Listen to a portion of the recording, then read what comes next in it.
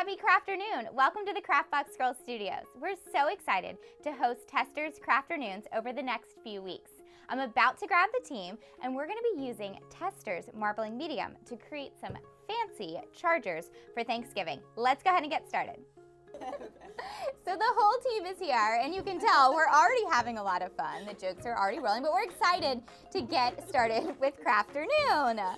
So what we need for this project is a wooden plate, which is going to be our charger, plus we need our Testors marbling medium, and then we need an assortment of acrylic paints. So to get started, we want to make sure that we measure out 1-to-1 parts. So we're going to use 1 cup for our marbling medium and then 1 cup each for the 3 colors that we picked. Let's get started, guys.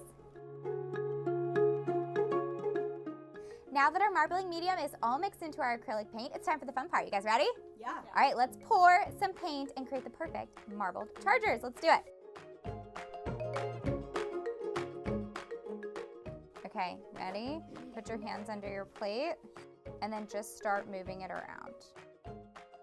You guys, everyone's looks so pretty. I love it how you guys are all purple and we're all green. I don't know if that's a side of our personalities. What?